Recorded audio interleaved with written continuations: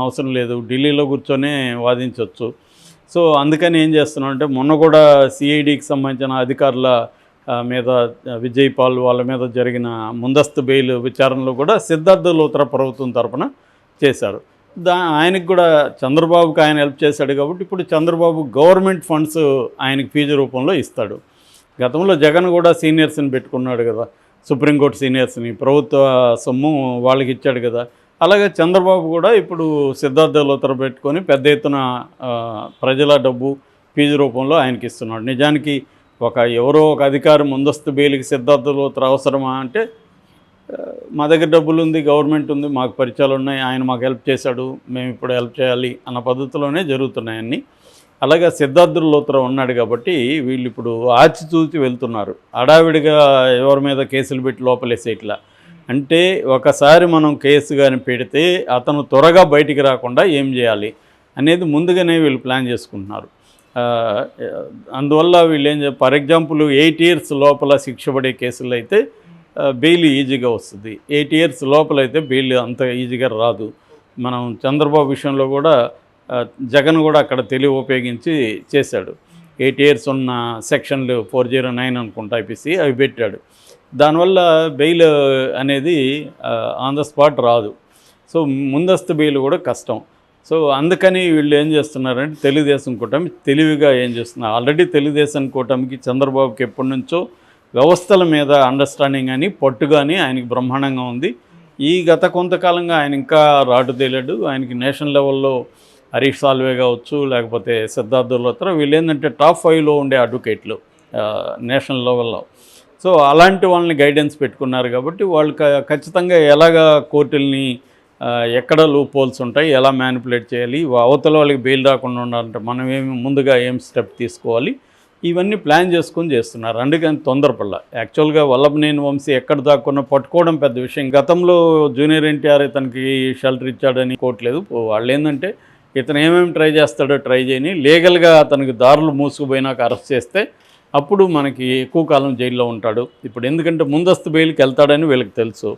ముందస్తు bail reject అయిపోయింది అనుకో, అప్పుడు అరెస్ట్ చేసేసారనుకో, ఇమీడియట్గా బెయిల్ రాదు.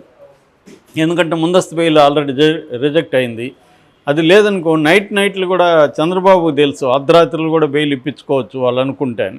రేపు ఇప్పుడు జగన్ దగ్గర కూడా డబ్బులు ఉన్నాయి, జగన్ కూడా నేషనల్ లెవెల్లో అడ్వకేట్లను పెట్టుకుంటాడు కదా.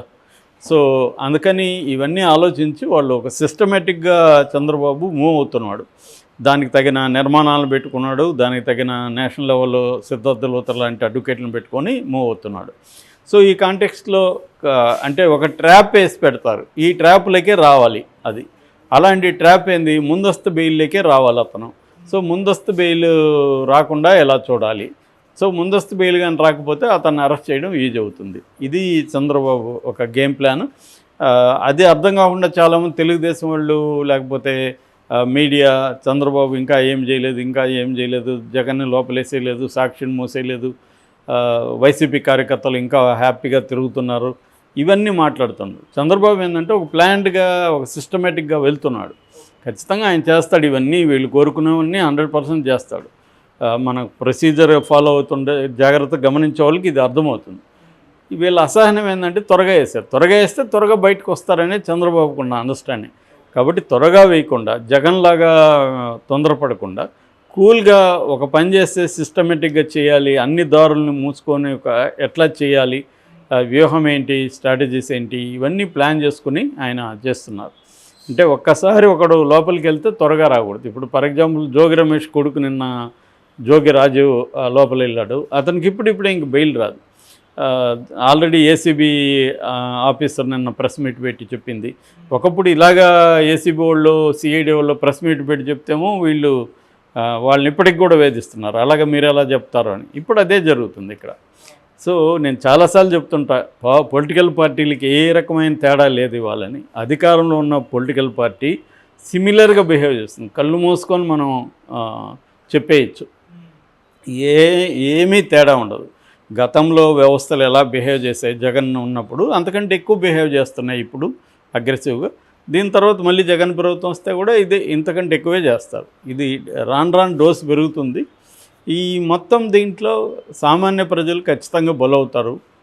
బలహీనమైన వాళ్ళు విధి లేకుండా వాళ్ళు కొన్ని పార్టీల్లో ఉండాల్సి వస్తుంది, విధి లేకుండా వాళ్ళు యాక్టివిటీల్లో పార్టిసిపేట్ చేయాల్సి వస్తుంది.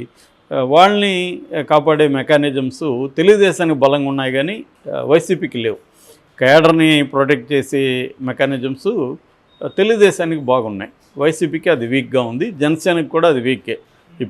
ఇప్పుడిప్పుడే జనసేన కూడా నేర్చుకొని తెలుగుదేశం సహాయంతో కేడర్ని ఎట్లా కాపాడుకోవాలి, కేడర్ బేస్ని ఎలా పెంచుకోవాలి, ఆర్గనైజేషనల్ సెటప్ని స్ట్రెంగ్త్ని ఎలా చేసుకోవాలనేది ఇప్పుడు పవన్ కళ్యాణ్ దృష్టి పెడుతున్నాడు.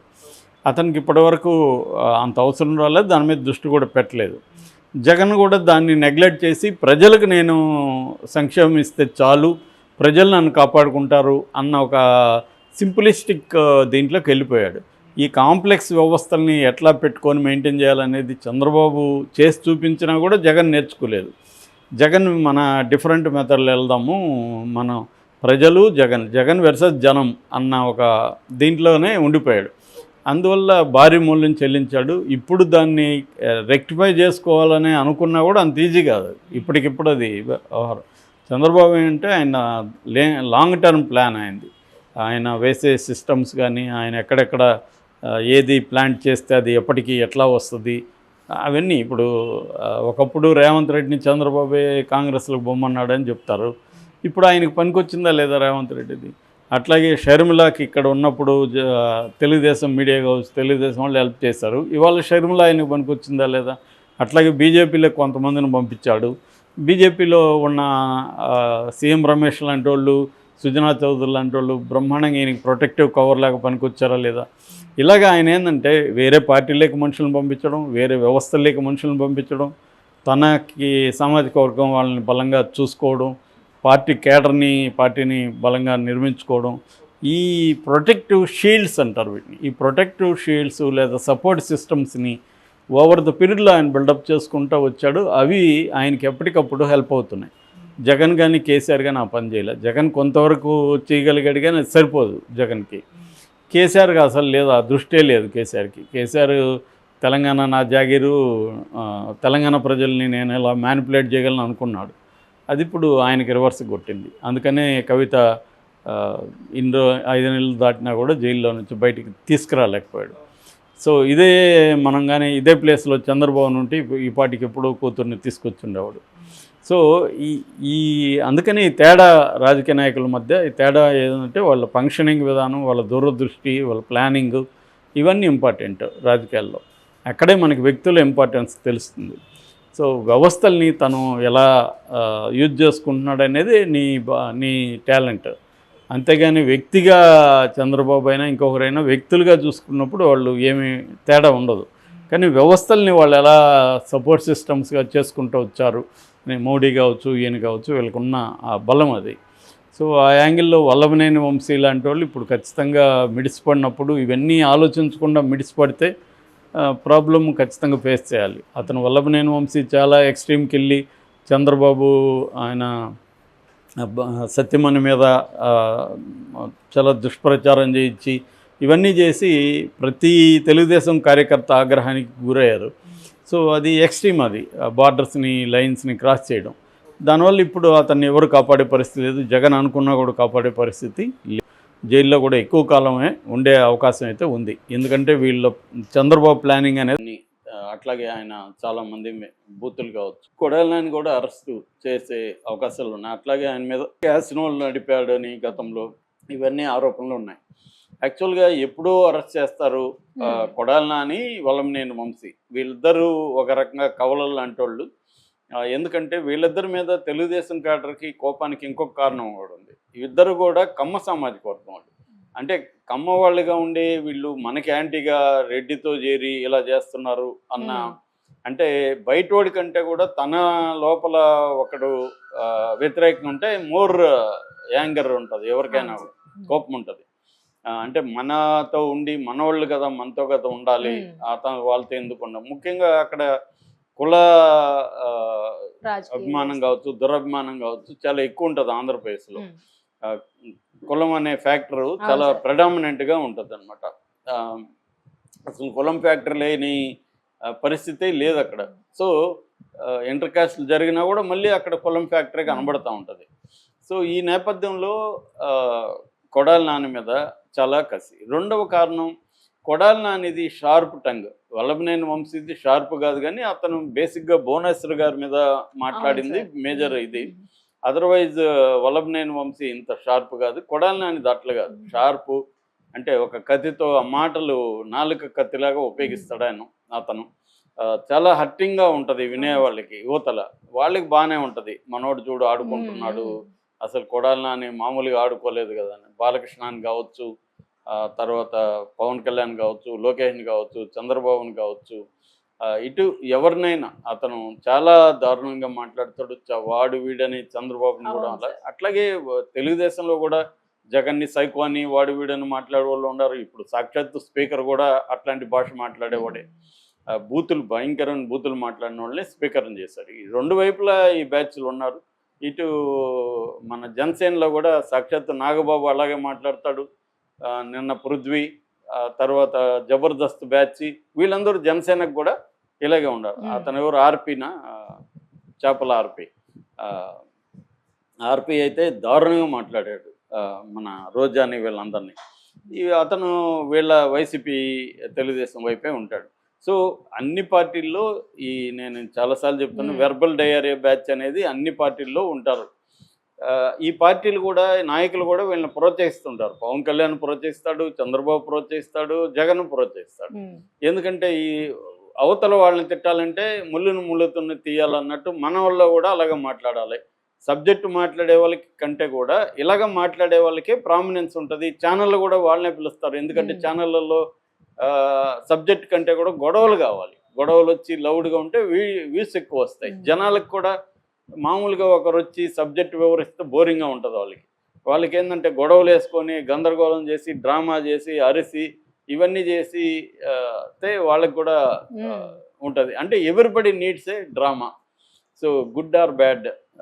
సో దీనివల్ల ఏమైపోయిందంటే ఇలాంటి వాళ్ళు బాగా పెరిగారు. నిజానికి ఇది విజువల్ మీడియా వచ్చినాకే ఇలాంటి వాళ్ళు పెరిగారు. అంతకుముందు అంత తక్కువ ఉండేది. ఎల్లో మీడియా అనే అప్పుడు కూడా అనేవాళ్ళు.